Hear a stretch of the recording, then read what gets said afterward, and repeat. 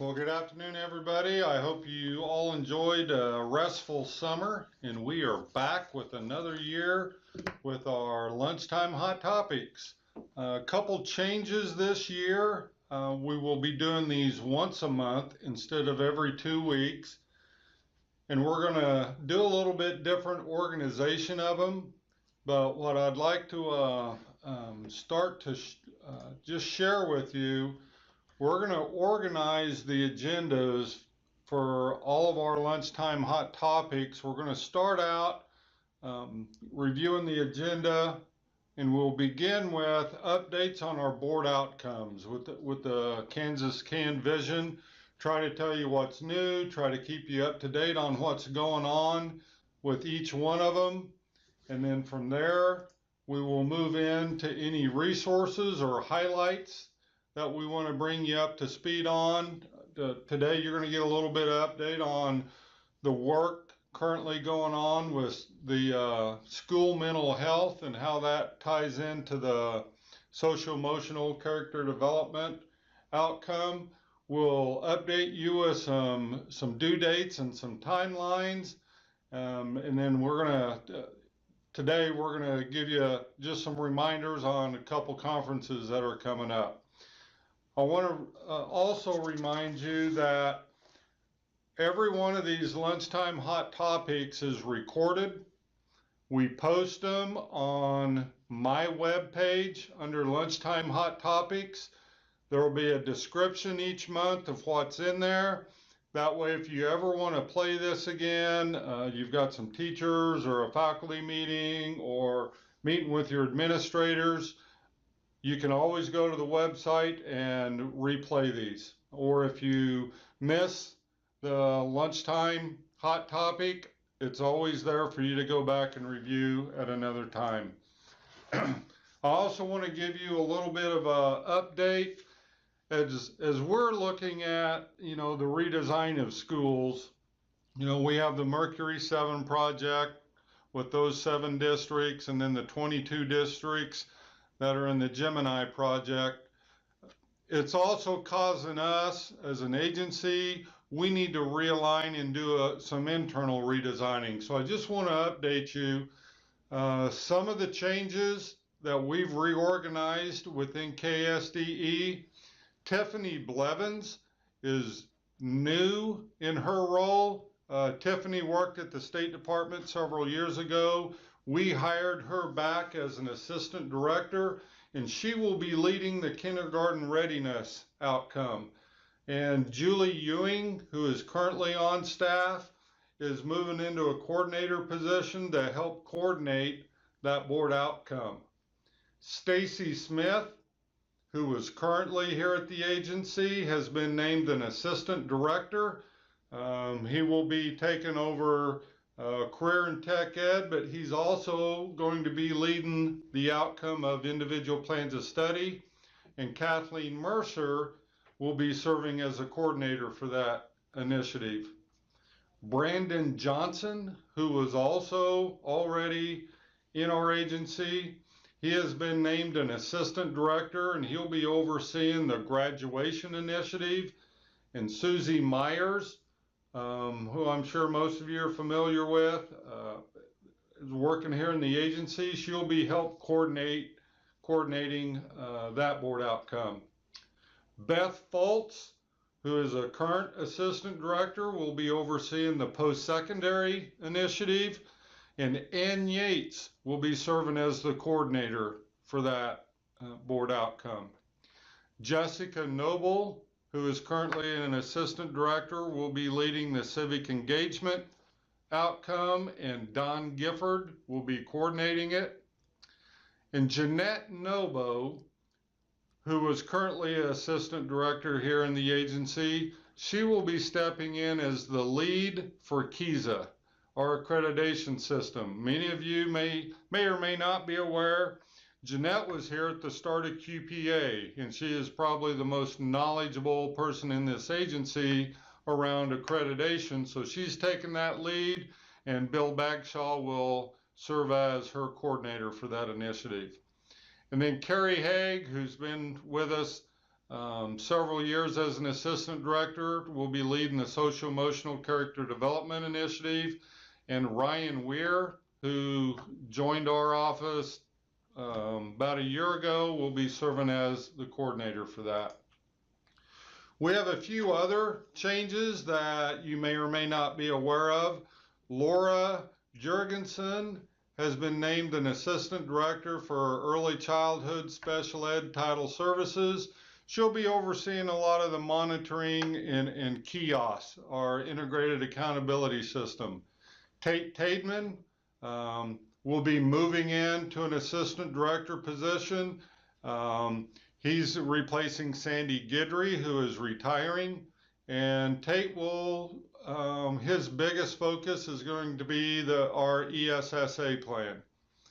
Tammy Mitchell, who used to be an assistant director of early childhood, we have hired her over the summer. She will be the elementary school redesign specialist, and Jay Scott has been named the secondary school redesign specialist. They started at the 1st of July over the summer. They have been busy helping put our whole school redesign project together. They have already been out, visited all of the schools in our Mercury 7 redesign, and then they will also be working with the Gemini districts as well. So a lot of changes, and just wanted you to be aware of who's leading what initiatives. In teacher licensure, some of you may or may not be aware, Scott Myers left the agency, actually took a role in China, so just down the road. And so Susan Helbert is stepping in as the interim director for teacher licensure and accreditation until Michelle Miller. She is currently the superintendent at Vermilion. She has accepted the position for this director. We will be working with Michelle as she transitions, but she's going to stay in Vermilion this year, but we'll try to spend as much time as she can here. But we want to welcome Michelle Miller on board. We're in good hands with Susan until Michelle can start, but we're excited to have Michelle join us. Just want to remind everybody that September 13th and 14th, which is here in just a couple weeks, is the TASN conference in Wichita. There's still time to get registered, but we're excited about this year's MTSS Symposium. Also want to remind everybody of the annual conference. That's going to be October 11th through 13th. The first day, which is, I believe, a Wednesday, is our pre-conference. And then Thursday and Friday will be the main conference. It's, again, I'll have over 1,000 people attend. Randy Watson will be kicking it off. We have some exciting speakers that'll be there for us. The opening keynote speaker is Dr. David Conley. He's a professor at the University of Oregon. Dr. Conley is most well known for his work in college and career readiness. Just really thinking about what are the skills that students need to be successful, not only post-secondary, but out in careers. So we're fortunate to have Dr. Connolly with us. And then our closing keynote is Manny Scott. He is just an exciting speaker. He was on one of the original Freedom Riders. His story was part of the movie Freedom Riders, but he will be tying up our conference at the end, and we're excited to have him there. I want to remind everybody as we're going through these and you're watching it, if you ever have questions, comments, if you need more clarity, you have things that you want updates on, shoot us an email at lunchtime@ksde.org, and we'll listen to you and try to get back to you as quickly as possible. We're excited for this year. It's the first time in my career and possibly anyone's career that we've had the federal ESSA law go into effect, a new accreditation law go into effect, new funding formula go into effect, and the state board's vision all at the same time. So make sure you communicate with us. Let us know if you have questions, and we're excited to walk alongside you this year and so we can lead the world in the success of each student. Thank you. Hello and welcome to this session of KSDE's Hot Topics. We are going to be talking with you today about various professional learning opportunities offered by the Standards and Assessment staff here at KSDE. My name is Susie Myers and I am the Language Arts and Literacy Consultant for the agency and also the coordinator for graduation. Hello, my name is Lizette Burks, and I am our Kansas Department of Education Science Education Program Consultant. And today I wanted to talk to you a little bit about our professional development plan for 2017-2018. I started with the Department of Education in the summer of 2016, and this year I've had a lot of fun working with educators across Kansas. And so I have been able to work with a group of educators called the KSDE Science Trainers. And over the course of last year, we really looked at where we are in our science education system with implementing these really big shifts that happened in the last review for our science standards. And so what we were able to tell looking at this implementation model that you have here on this slide is that we are moving out of stage 1 and into stage 2. And we adopted these standards in 2013. And so a lot of the professional development that I share with you in these later slides will talk about how we're wanting to move more towards stage 3 and stage 4. Our science professional development offerings this year will include a service center partnership for the 2017-18 school year, and also being able to offer school districts an a la carte menu, so one where you can choose the sessions to meet your needs. At the beginning of the year, we will start off our professional development offerings with the KSDE annual conference. And at the pre-conference, what you will find is a session about an update for our science assessment system. In the year 2016-17, we implemented our first science assessment with these newer standards that we adopted in 2013. And so this session, you will find out and hear updated information about that newer assessment and how it was built and modeled after our standards, and kind of where we are in our process with curriculum and instruction, and looking at that overall curriculum instruction and assessment alignment.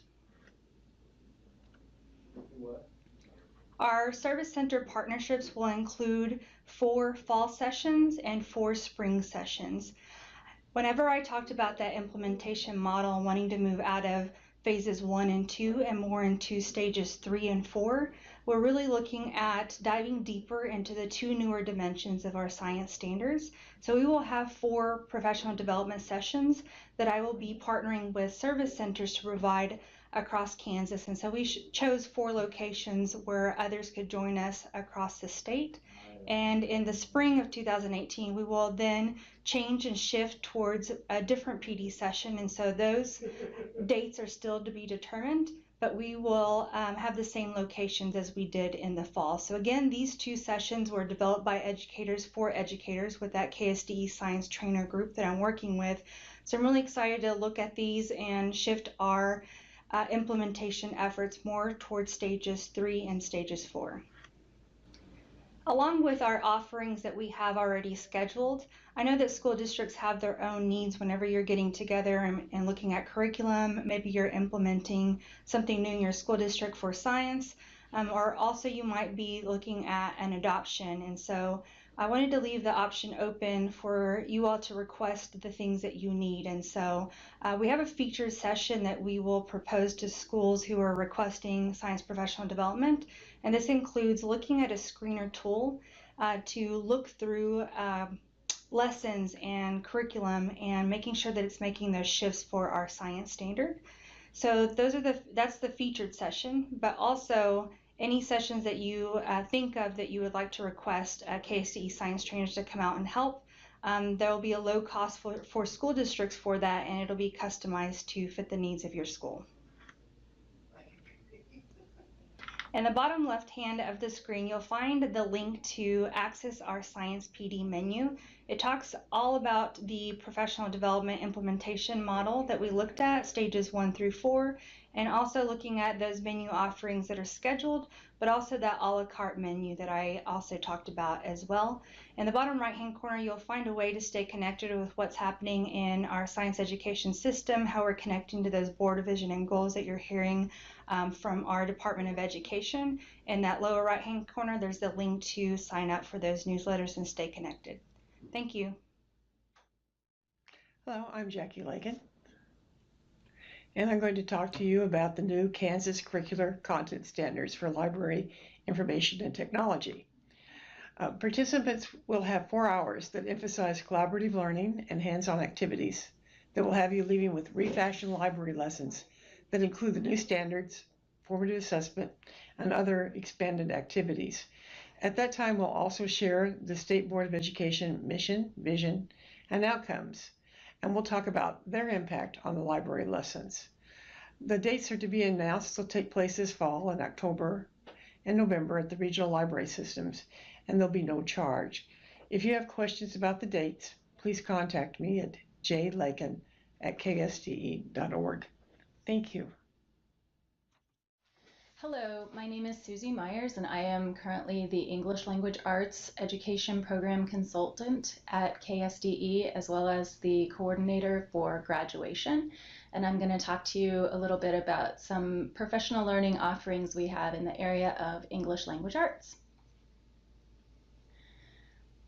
First of all, we are going to be adopting 2017 standards for English Language Arts. So this slide just lays out the timeline.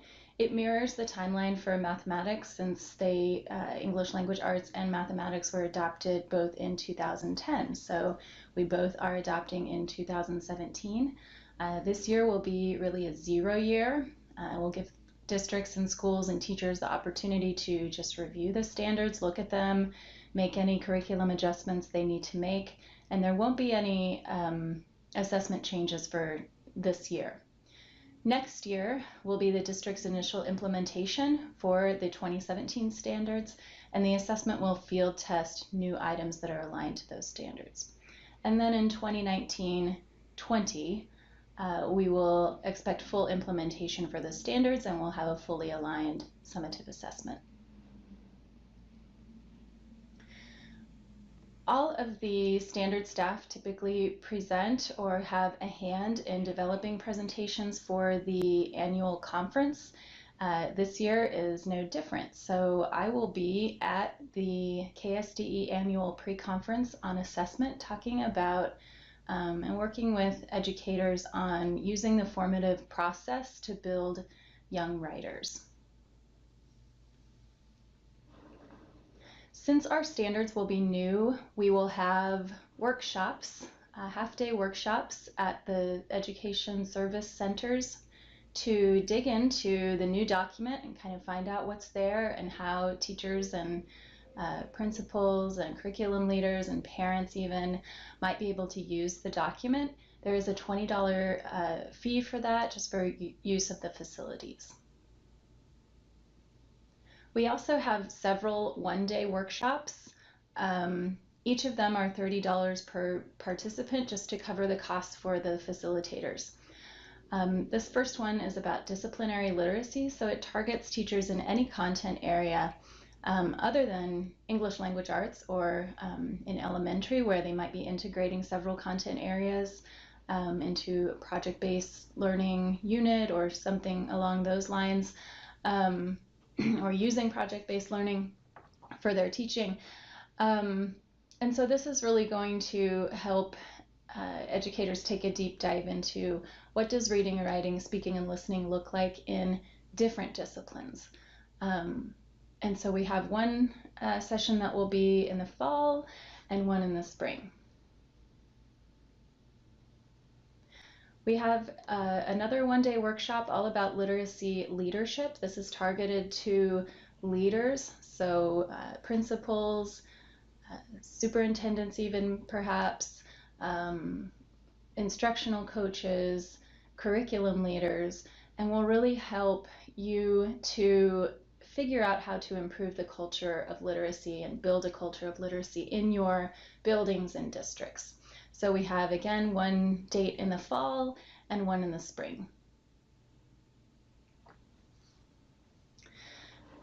This workshop I'm really excited about. It's all about incorporating problem-based instruction into English language arts. Often we talk about problem-based learning in the STEM courses or in STEM fields. And so this is going to be all about how English language arts can really enrich those problem-based learning experiences. And again, we have one date in the fall and one in the spring. I will say for all of the one-day workshops and all of these actually professional learning opportunities, there will be registration information available next week. I will send that out on through the KSDE listservs about how to go online and register for each of these. And it will lead you to the ELA portal where you'll be able to click on the links and enter your information there about which workshop or session you wish to sign up for. We also have these ongoing, somewhat experimental Google Community modules. This really follows what our team called PD on Your Plan. Just gives educators the opportunity to go out when they have time, on a plan time, on a weekend, and an evening, whenever they're able to. Could even be used in a professional learning community to really study how SECD, civic engagement especially, can be integrated into English language arts instruction. And then also there's one on writing, because we get a lot of requests about how we can create better writers. So we have those Google Community modules. Teachers, principals, whoever can go on, look at those PowerPoint slides, and then actually be active contributors to that Google community. So that's just an opportunity that we're trying out. It's open, it's ongoing, but it's definitely asynchronous learning for educators. This year, for the third year in a row, we are hosting virtual communities of practice, or VCOPs.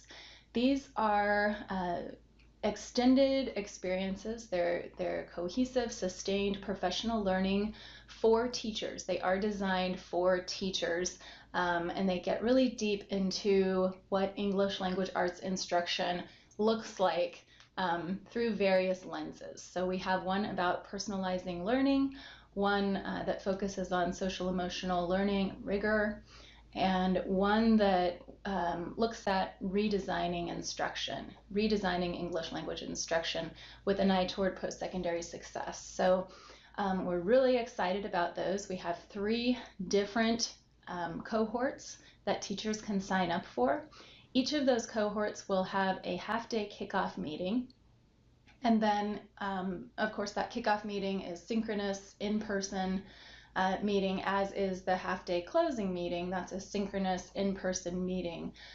The 8 one-hour virtual sessions are synchronous, and we facilitate those through Zoom.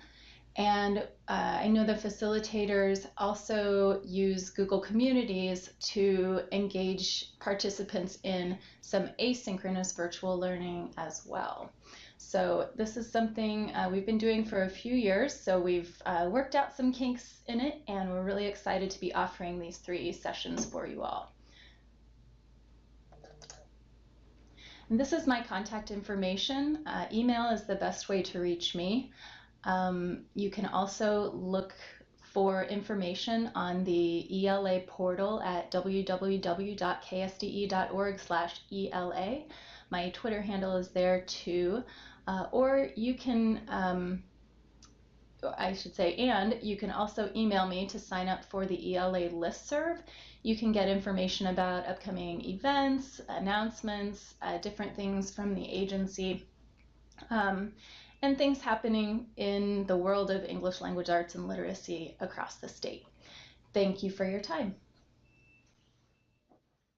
Hi, I'm Ken Reed. I'm the school counseling consultant and the specialist for school climate and culture, as well as the SCCD consultant.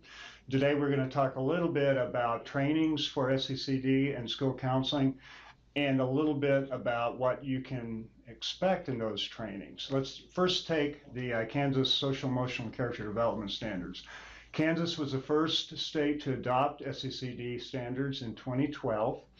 And if you go to the trainings, you will have the opportunity to learn about core development, which would include core principles based on what your needs are in your building, responsible decision making and problem solving underneath the character development standard.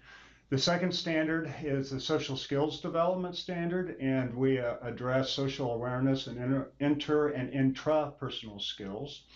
And then the third standard that is discussed in the trainings would be the personal skills development, and that covers and addresses self-awareness and self-management.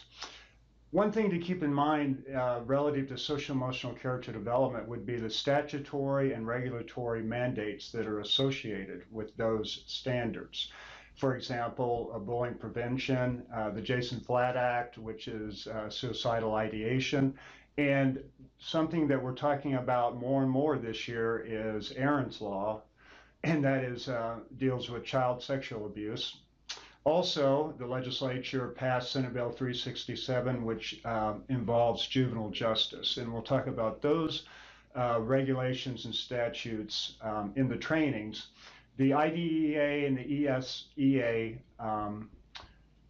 footnotes there would be addressed through SPED and your administrators who attend separate trainings. Okay, let's talk a little bit about school counseling and those standards. Our standards framework looks something like this. We have three domains: the social emotional domain, the career development domain, and the academic domain. And our standards, the school counseling standards, are arranged by grade level: K2, 3-5, 6-8, and high school. And again, these are the things that we will cover in the trainings, and we'll give you a list of the trainings here in a moment. Let's take a look at first the academic domain. And essentially, these standards guide school counseling programs to implement strategies and activities to support and maximize each student's ability to learn.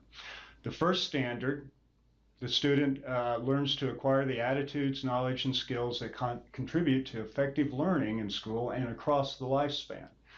The second standard underneath the academic domain, the student will complete school with the academic preparation to choose from post-secondary options. And the third standard, the student will understand the relationship of academics to the world of work and to life. And all three of those standards are involved when we talk about the individual plan of study. And speaking of the career domain, in the career domain, these standards guide school counseling programs to help students understand the connection between school and the world of work, and plan for and make a successful transition from school to post-secondary education and or the world of work. And again, the individual plan of study would be an example of that. Standard 1, under the career domain, the student will acquire the skills to investigate the world of work in relation to knowledge of self and to make informed career decisions. Standard 2, the student will employ strategies to achieve future career goals with success and satisfaction. And then Standard 3, the student will understand the relationship between personal qualities, education, training, and the world of work. And an example of that would be the College and Career Competencies contract that we have with research collaboration. The third domain is the social emotional domain. Now, some people get confused because we just finished discussing the social emotional character development standards. They take student competencies to a deeper dive as opposed to what we have in the school counseling standards. The overview of that would be these standards guide school counseling programs to help students manage emotions and learn and apply interpersonal and intrapersonal skills. Standard 1, the student will acquire knowledge, attitudes, and interpersonal and intrapersonal skills to help them understand and respect self and others. The second standard will talk about the student making decisions, setting goals, and take necessary action to achieve those goals. And then the third standard we like to call the prevention intervention standard. The student will understand personal safety skills, and we address appropriate and inappropriate touch, as well as refusal skills, which are key to Aaron's Law, child sexual abuse. Here's a list of scheduled trainings through the Education Service Centers. Contact your local service center relative to when counselor forums are held, and we can talk about the standards. Or send me an email. And again, I'm Kent Reed, the School Climate, Culture, and Integration Specialist, the School Counseling Consultant. Thank you, and we hope that you have a great year. I'm Don Gifford, Education Program Consultant for History, Government, and Social Studies, and the Coordinator for Civic Engagement. We offer half-day and full-day trainings. Shorter sessions are possible, but only in a conference setting.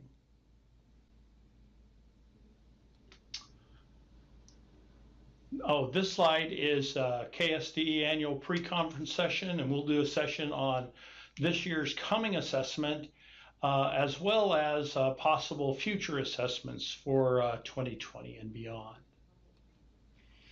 This is our elementary offerings. Besides the general standards awareness, the any text as a social studies text is really valuable, especially for teachers who don't think they have time to actually teach social studies. This is our secondary teachers menu. Programs of critical importance today are addressing critical or controversial issues and making connections with the real world, and media literacy and fake news. We also have a program for building administrators. I'm also the coordinator of civic engagement. KSDE has a civic engagement initiative and training on civic engagement and the Civic Advocacy Network Award Program. They're available for all levels. And that's my contact information. Please feel free to email me with any questions or training requests. Hi, my name is Beth Fultz, and I'm an Assistant Director on the Career Standards and Assessment Services team. Many of you know me from my work with state assessments, and I will be coming back to you in October to talk about the assessment results that we'll be releasing. Some of you might know me from my work on the ESSA accountability with our annual measures of student success. And that plan is pending approval of the U.S. Department of Education. And once we get word that our plan has been approved, I'll be coming back to you to talk about those measures. Today, however, I'm in the role of the lead for the agency on post-secondary success. Working at the agency along with me is Ann Yates. She's the coordinator on teacher licensure and accreditation. Both of us, if you have any questions about post-secondary success, can be reached at the agency with our emails. As you know, the vision is that Kansas leads the world in the success of each student, and we have the board has 5 major goals that we're working to meet.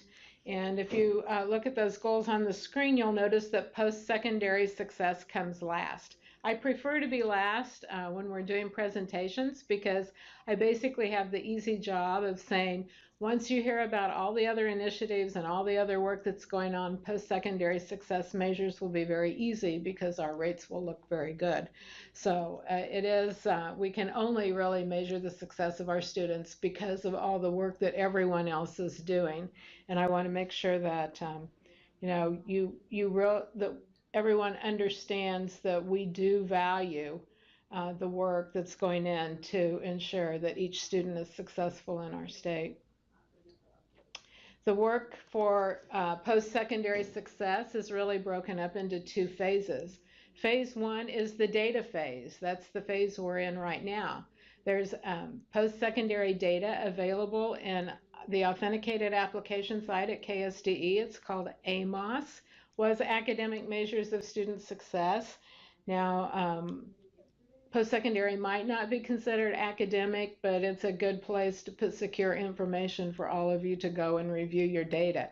If you haven't been into the AMOS authenticated application site, you need to make sure that you do that because there'll be very detailed information for you to review there.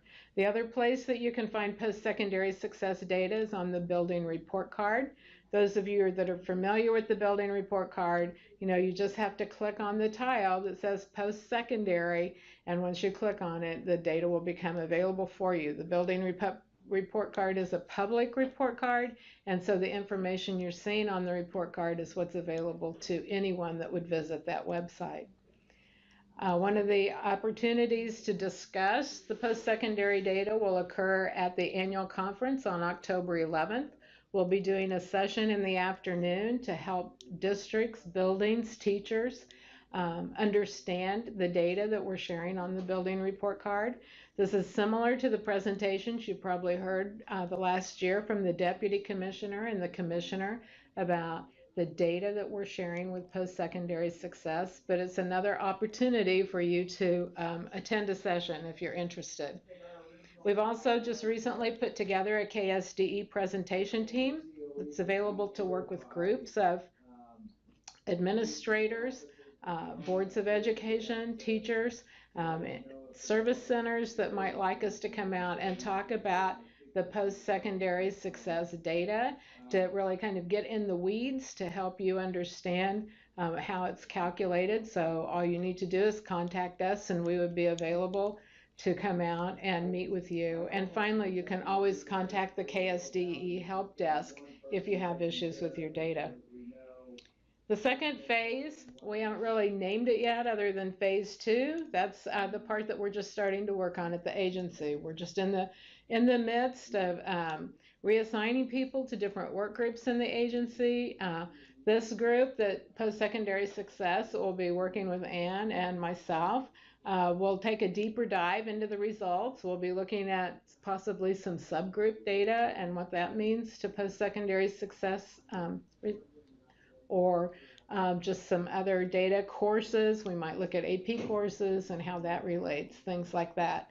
And then other initiatives. And right now, the one initiative that we're in our second year is that college algebra course that's being offered to reduce the need for post-secondary remediation. We may be able to offer some similar type courses in ELA, I'm not sure. And then other ideas to be determined. So if you have any ideas on what you think should be an initiative for the post-secondary work group, please send them to us because we're looking to really meet the needs that you have to help schools and districts and improve the post-secondary success measure that we're looking at. So why is this important? It's important for schools to be able to track movement of their graduates as they move into the workforce to determine success. That's ultimately our goal.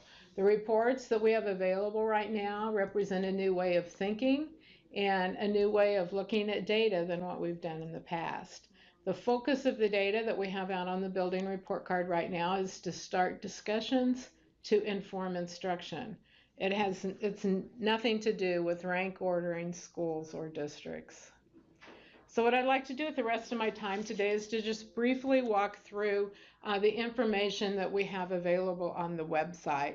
The information is broken into three different bars on a bar graph. And I want to walk through I'm going to show you what that looks like. So the three different bars, the yellow, orange, and blue. So I'm going to explain just a little bit of how those numbers are arrived at. The first bar that would be on the left of each bar graph would tell you the high school graduation rate for your district. And that's simply the 4-year cohort of students that started as freshmen and graduated as seniors with all the business rules applied to get your graduation rate. The middle bar would be the post-secondary success rate. So what we've done is we've used the data from the National Student Clearinghouse to determine how many students from the graduating class actually showed up at an institution of higher education, whether that's a technical college, a community college, or a four-year institution, in the fall after they graduate in May, and then again the following fall, so 2 years out. And we look at that percent of students who are returning to school for the second year. It would also include students that possibly complete their certificate or some type of degree within that 2-year period. So the example you see on the screen, the graduation rate was 85%, and of that 85%, 50.6% returned for the second year or attained some type of certificate during that time. Then on the right, the blue bar then actually tells you what the effective rate is. Now the difference between the effective rate and the success rate would be the effective rate looks at the total number of students that should have graduated with the 4-year cohort. So in this example, it would have been 100 students. And when you look at how many returned the second year or earned some type of certificate or degree, then the rate drops to 43%. Again, we're available to provide technical assistance to you at any time. All you have to do is contact us and we will either do that over the phone. We can have our presentation team come out. If you attend our session at the annual conference, we'll walk through this in much more detail. So we want to be available to anyone that wants a better understanding of how this works. But if you just have a copy of the rules on this screen, you'll be able to figure it out for the most part. So we take all this information that I've just shared with you on this screen and we turn it into the following bar graph. Now what we know about the National Student Clearinghouse data is that we can track 5 years of data. So we go back to 2010 and we go through 2014 for our 5 years. This slide was made prior to receiving the 2017 data. So the reason it would be the class of 2014, remember we're looking 2 years out. So if the date is 2016, you have to back up to 2014 and then go back 5 years. I know that's confusing. We're trying to make it as simple as we can, but just remember this, because we're measuring the success of your graduates 2 years after they graduate, this data always has at least a 2-year lag for the information we're sharing with you. So you can see over time, this is the state of Kansas results. The percent of kids graduating has gone up from 2010 at basically 81% to 2014 at 86%. The post-secondary success rate has gone not quite as much. It started in 2010 at 55%, and in 2014 it was 56%. So you can follow the trend over time. And then the effective rate. With the class of 2010, that effective rate was 44.6. With the class of 2014, the effective rate was 48.3. On the far right, you're going to see some text boxes. It's going to tell you the 5-year graduation average, the 5-year success rate average, and the 5-year effective rate average.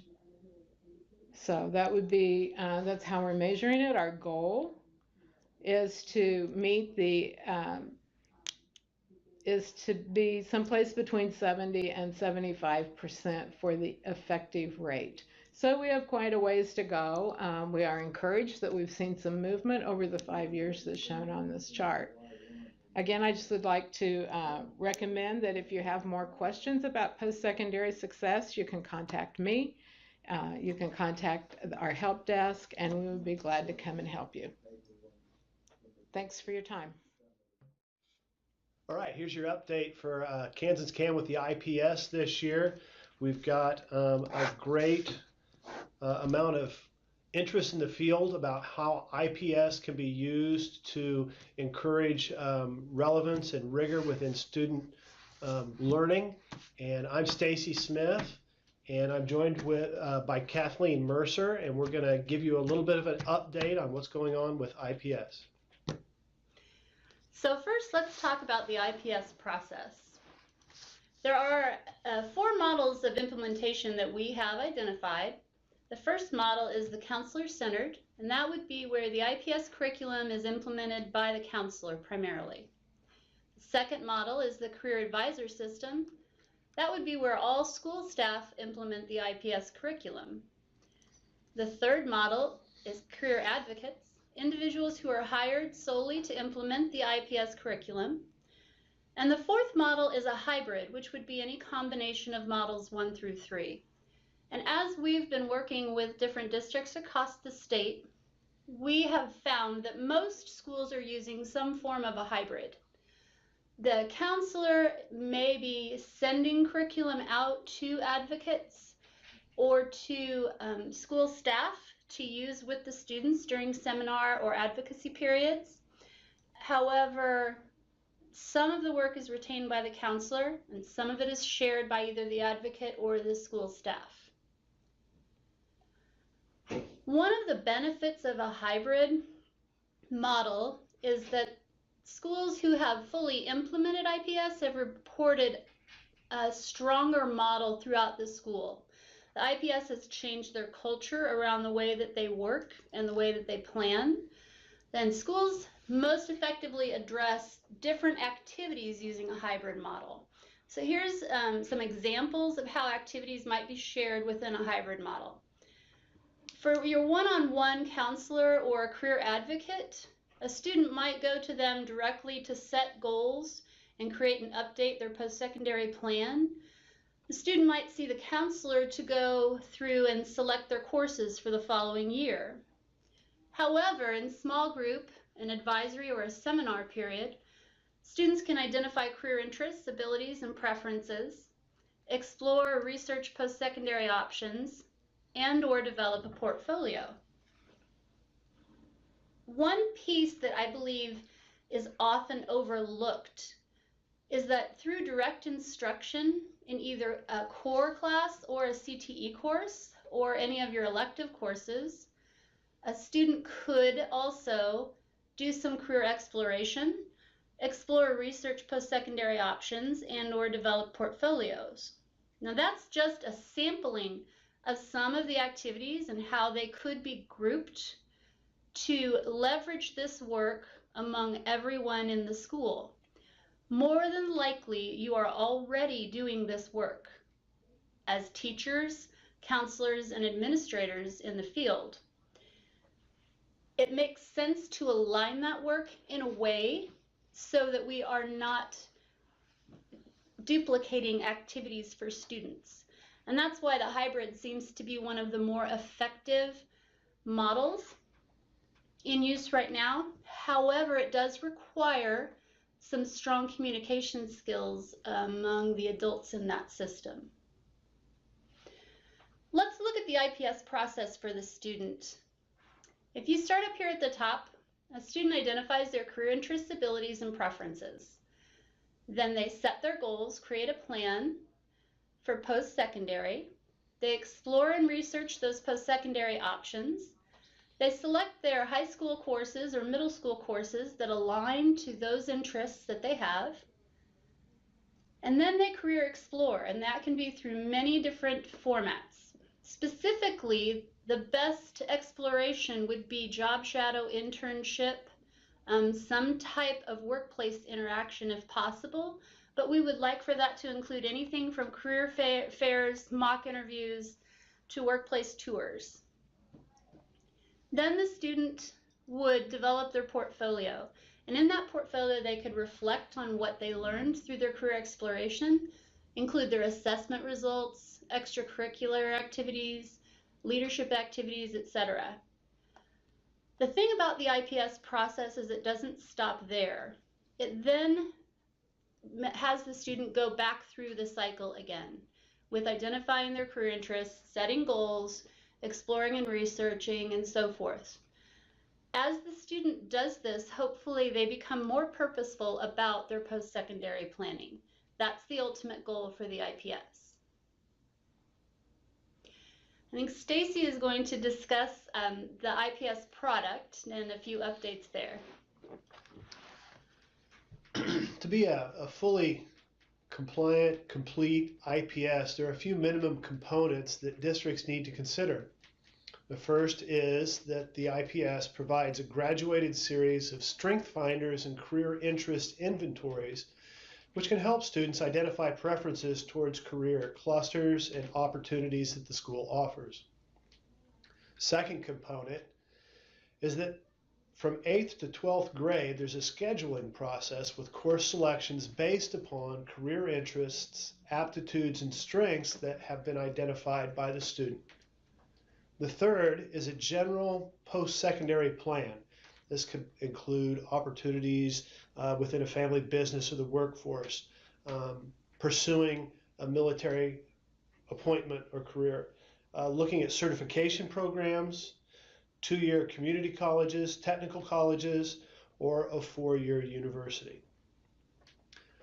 The IPS should also include a portable electronic portfolio that allows a student to gather various components, whether they be resumes or cover letters, or artifacts of evidence of learning within the pathways. A few reminders as you're considering your product.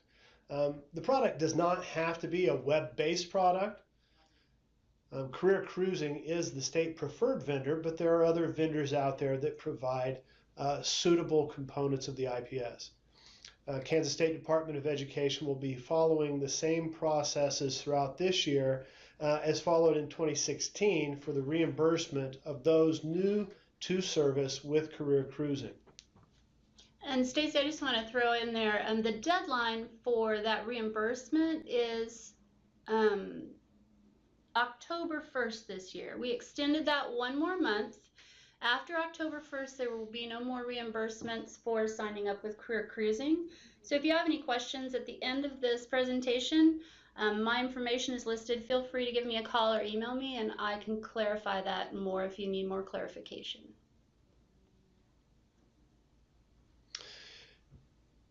There is an IPS implementation survey that we're going to be surveying schools with during the course of this year so that we can get some feedback on the levels of implementation for both the product and the implementation of the plan of study, so we can think about the support that we can provide as we begin to branch that individual plan of study into the beginning of the middle grades.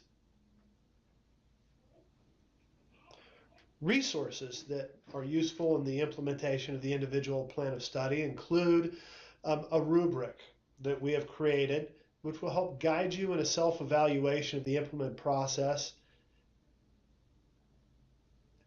We'd also like to let you know about the continuing IPS Roadshow that's starting in September on the 8th at the Smoky Hill Resource Center in Salina. You can see the list of the 9 opportunities presented there for districts to sign up. If you have not signed up yet, I encourage you to do so immediately because many of those sites are already over capacity, and we're going to look at how we further disseminate information throughout the year so that districts have a good implementation plan.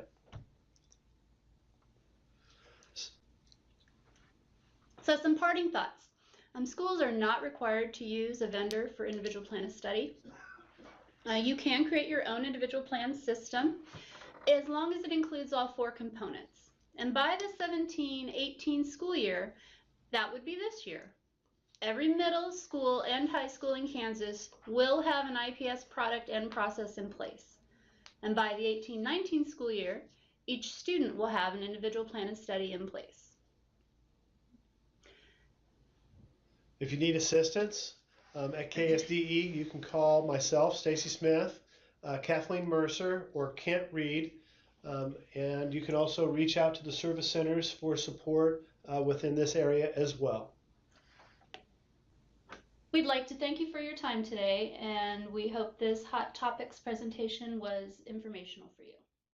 Hello, this is Kelly Slayton with Teacher Licensure and Accreditation. And our hot topic for today is KESA.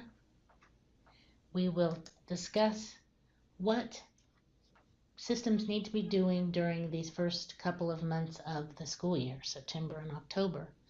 First of all, I'd like to remind everybody that The information about KESA that has been sent out is always available on the KESA webpage, and it's very easy to locate the KESA webpage.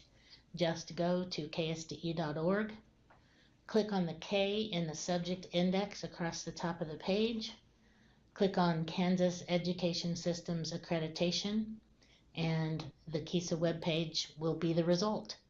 Also, there is an index of accreditation pages at the bottom right of every accreditation page.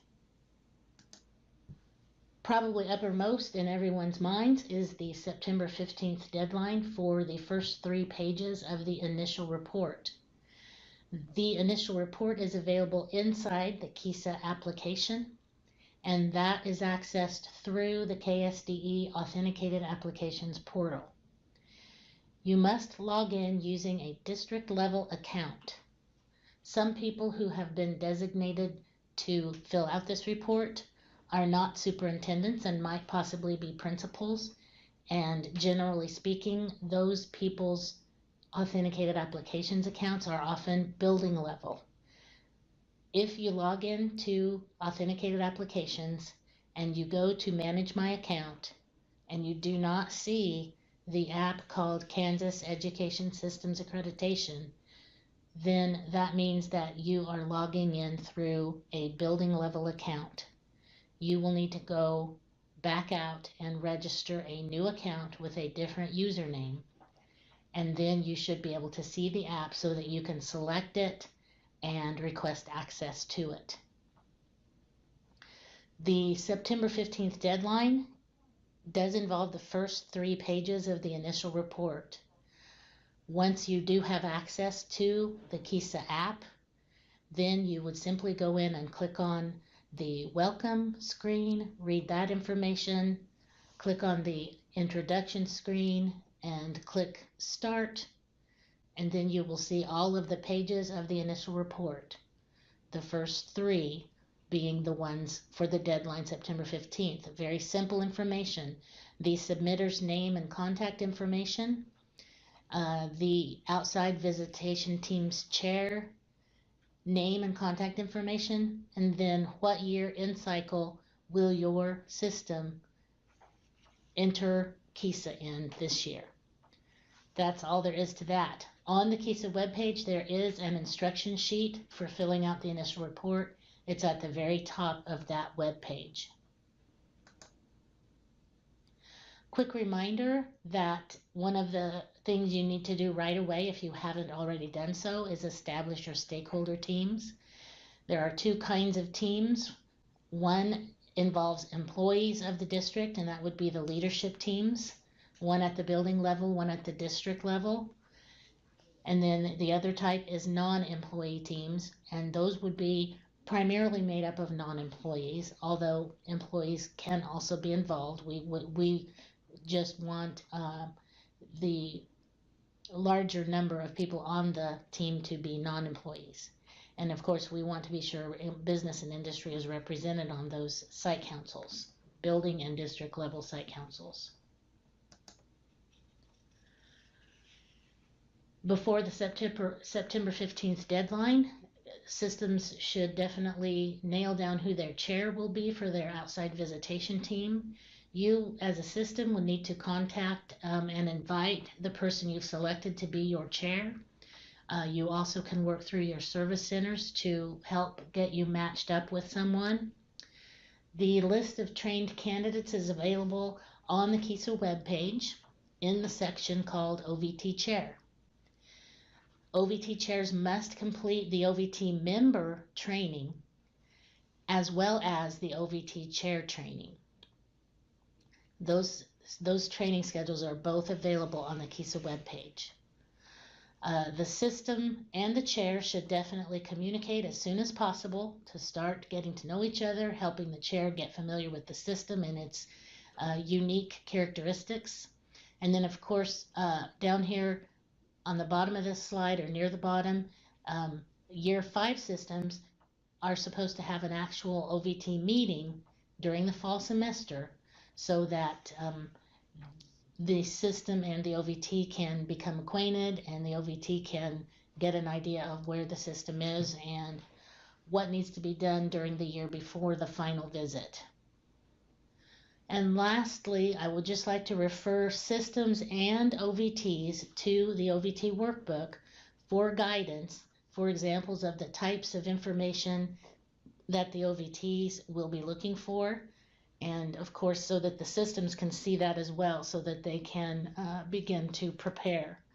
Systems and OVTs, especially the leadership and the chair, should work together closely to make sure that the system and the chair and the members of the OVT are properly prepared for the final visit in the spring. OVT members will also be contacted by the system leadership, and there is a list of OVT trained candidates accessible on the KESA webpage in the outside visitation team section of the page. Of course, these people must have the OVT member training. That schedule is available on that page. And then members also can refer to the OVT workbook for guidance and to look through it and see what kinds of activities and questions and information they should be looking for throughout the year. There are two kinds of state level councils that are involved with KESA, and it is easy to get those confused. So here is a quick attempt to try to sort that out for you. First of all, we have the Accreditation Review Council. We refer to this as the ARC. This is the newest council. This council has just been formed. Its first meeting is September 20th. They will be discussing training of the members, organizing the council, getting their procedures in order, determining their bylaws, and so forth. The members of this council are nominated by the pre-K-12 field, and they represent all 10 state board districts and various sizes of school systems as well. There is business and industry representation. This group will receive data and reports from the systems through the KESA app, and it will receive yearly reports from the outside visitation team throughout the cycle.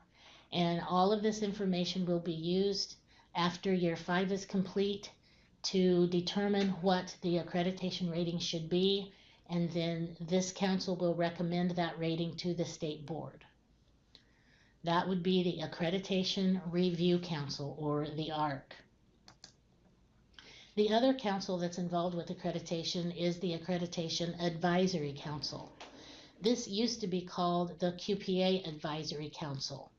The council voted about a year ago or so to change the name to Accreditation Advisory Council so that the name would stay the same no matter what accreditation model might be used. This council makes recommendations about accreditation to the state board. It has been integral in development of the KESA model. There are 38 members right now, each representing a specific group of stakeholders throughout the state, such as superintendents, teachers, central office staff, parents, and so on. These people are nominated by the pre-K-12 field and then selected by the council and approved by the council. These members represent systems of all sizes, educators of all position types, and also they represent all 10 state board districts. There is also business industry representation on this council as well. This council meets 4 to 6 times per year.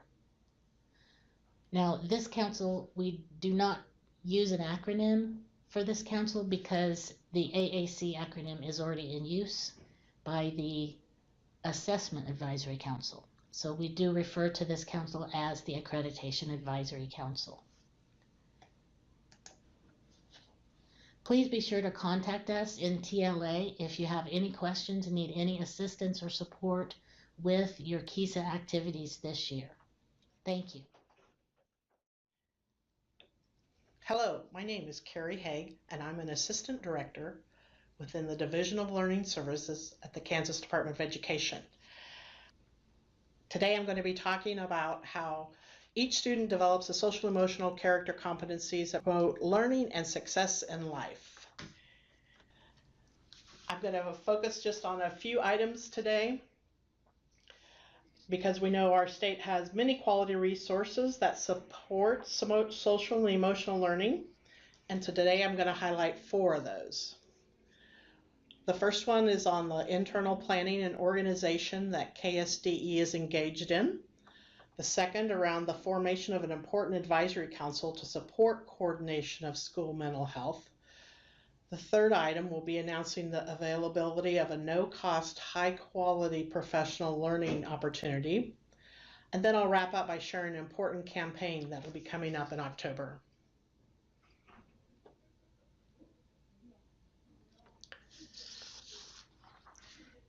KSD has reorganized internally to support the work that is needed to make the state board goal of each student develops the social, emotional, and character competencies that promote learning and success in life a reality. Each strategy addresses a statewide need that's been identified by stakeholders in various community conversations. Strategy 1 addresses alignment and coordination within our agency, and in turn assisting districts with aligning policies and procedures and practices. Strategy 2 has a similar focus, only it's targeted towards the professional learning aspect and availability of resources to support the learning of educators within our districts. The third strategy is focused on improving the conditions that will promote us having more qualified personnel. We know it's a never-ending challenge to have an adequate supply as professionals, but we are going to focus on improving our availability that schools have for counselors, social workers, and school psychologists. We know that addressing the needs in this area is most effectively done in teams, but it takes team members to be on those teams. The fourth strategy is about harnessing and leveraging the efforts of the many agencies, organizations, and associations across the state that have a focus on this area. The fifth area is intended to increase awareness of how existing funding sources can be braided and or reallocated that will in a manner that will produce mutually beneficial partnerships and outcomes.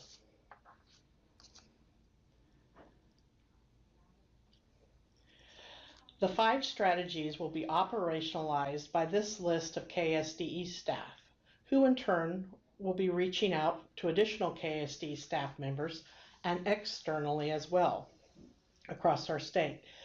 This core group is representative of 5 different teams within the Kansas Department of Education. The Information Technology Team, Child Nutrition and Wellness, our Career Standards and Assessment, Teacher Licensure Accreditation, as well as the Early Childhood Special Education and Title Services Team. I am the lead for the Goal 1 work, and Ryan Weir of the Early Childhood Special Education and Title Services Team is a coordinator. This goal, like the other KSD goals, helps support social emotional character development, in addition to also kindergarten readiness, early learning, our individual plans of study, graduation, and post-secondary success results. What you see on your screen are all key frameworks that drive the initiative for that work, and they all share indicators of success, which in turn, because of that shared focus, presents many opportunities for alignment. So we need to operationalize efforts in a manner that acknowledges our current efforts, our investments, avoids duplication, but also capitalizes on shared partnerships, because those are the things that contribute towards improved quality and sustainability of the impact. In addition, it will help increase the capacity of districts to sustain evidence-based practices.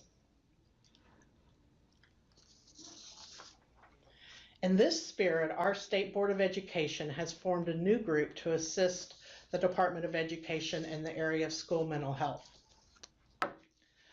30 people, ranging from school counselors to legislators, have started working together to find the best way to provide supports and services to students in schools who are dealing with mental health issues. The Kansas School Mental Health Advisory Council met for the first time on Friday, August 25th. The council was formed by the Kansas State Board of Education during its July meeting. Kathy Bush, who serves as the vice chair for the State Board of Education, is the chair of the Mental Health Advisory Council. The council is staffed by KSDE Director Colleen Riley, Assistant Director Laura Jurgensen, and myself, in addition to Kent Reed and Myron Mountain, who are education program consultants. The council meets monthly and will advise the State Board of Education of unmet needs in the area of school mental health.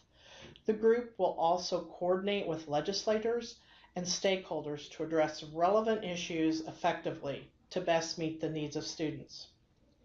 During the first meeting on August 25th, Kelly Robbins, Executive Director of the Western Kansas Child Advocacy Center, was elected vice chair of the group.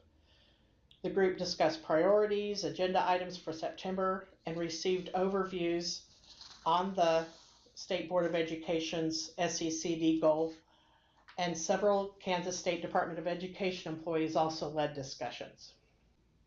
The membership of this committee was recommended by State Board of Education members, and they also worked with the Kansas Association of School Boards to make sure there was representation from different organizations across the state. For more information on the work of this council, please go to the link that's on your screen. The next meeting of this group will be on September 21st at 9 a.m. So for more information, please go to that link.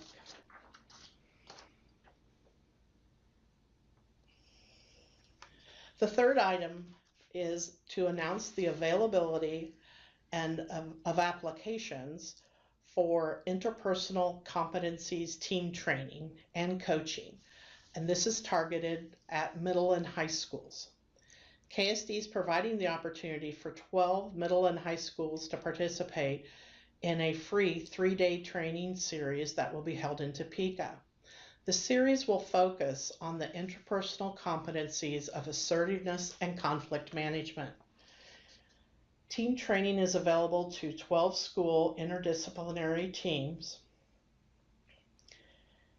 Those roles that would comprise those teams would be things like the general education, special education, career technical education, counseling, as well as school administrators.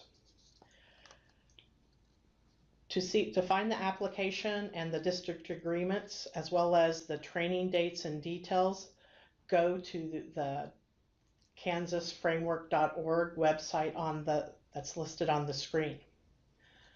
In addition to the training for district teams, we also have a focus on developing recognized trainers and coaches for the team, and those applications are currently being accepted as well. We will be accepting applications for 6 individuals to participate in intensive professional learning to become Kansas Competency Framework trainers. The trainer and coach candidates will work directly with Drs. Noonan and Gomer Erickson to expand their expertise through observation, coaching, performance-based assessment, and small group learning. Once trained, recognized trainers provide high-quality professional development specific to competency expertise. This framework was initiated in Kansas this past school year, and we're very pleased to be able to offer it again. So please take advantage of this opportunity or forward this on. This announcement of the availability of this has also been sent out over multiple listservs. So if you have questions, go to the framework.org website, and Drs. Amy Gomer Erickson and Patty Noonan will be happy to assist you. Finally, on behalf of Kent Reed, our KSD Schools Counseling Program Consultant, I am pleased to announce the theme for this year's Anti-Bullying Awareness Week. The theme will be Take a Stand, Lend a Hand. The dates are October 2nd through the 7th. Please know that this date is not exclusive, so if your district or building has a better time frame for this campaign, feel free to celebrate it whenever it works best for you. This year we are promoting that these activities occur in conjunction with or as a part of the existing service learning efforts or civic engagement, other bullying prevention, suicidal ideation, and child abuse efforts that might be occurring within your district. The State Board of Education, as well as the department, is especially interested in increasing participation in this effort at the high school level. Kent Reed will be collecting examples of districts' campaigns, so please consider forwarding those to him, and then he will in turn select a cross sample to present to the State Board at one of their future meetings. Kent has a list of ideas and web links posted at the school counseling page, and the website is listed on your screen. Or if you have any questions, contact Kent Reed at kreed@ksd.org. Thank you for listening today and for all you do each and every day to help Kansas learners develop the social, emotional, and character competencies that promote learning and success in life. Hello and welcome to the KSDE Hot Topics for today. Today we're going to be talking about the various professional learning opportunities that are being offered by and supported by the Kansas State Department of Education standards consultants and staff members. There are a few things that all of us do regularly each year, and so we created this listing just to give you a sense of all of the opportunities that are available to you in 2017-2018 that you might take advantage of. So these are things like conferences, of course, these hot topic sessions, the Keen Math and Science Conference, the Impact Institutes next summer, and then each of us is going to talk a little bit about the individual district trainings as well. So first up, we have Melissa Fast, and she's going to talk about opportunities available for mathematics in 2017-18.